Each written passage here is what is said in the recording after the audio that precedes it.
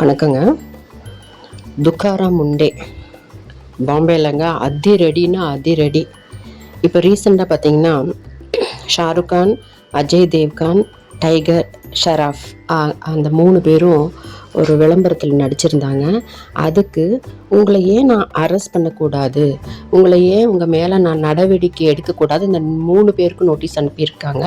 இவங்க உங்களுக்கே தெரியும், பாலிவுட்டில், தட் இஸ் பாம்பேயில் ஹிந்தி பட உலகில் ரொம்ப ரொம்ப ஃபேமஸாக நிற்கிற ஆளுங்கங்க இந்த 3 பேரும்.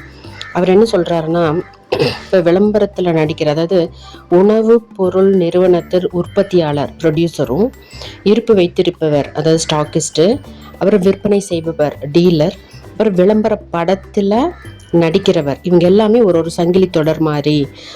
எனக்கு இதில் சம்பந்தம் இல்லை, எனக்கு தெரியாதுன்னு சொல்லக்கூடாது.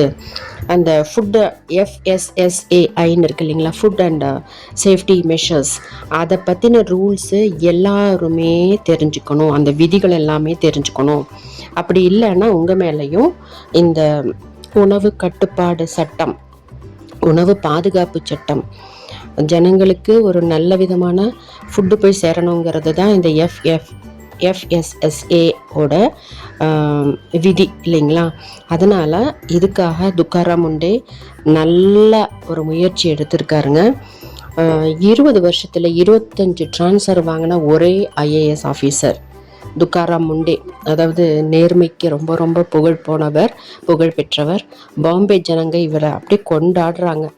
ஏன்னா நேர்மையாக பண்ணுறாரு, எந்த கையூட்டும் லஞ்சமும் வாங்காமல் ஜனங்களுக்கு நல்லது பண்ணணுங்கிற ஒரே ஒரு பாலிசியோடு இருக்காருங்க. இந்த மாதிரி ஆஃபீஸர்ஸ் நமக்கு வேணும், இந்தியாவுக்கு, தமிழ்நாட்டுக்கு வேணும்.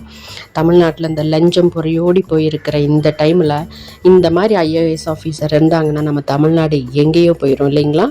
ஓகேங்க, பை, தேங்க்யூ.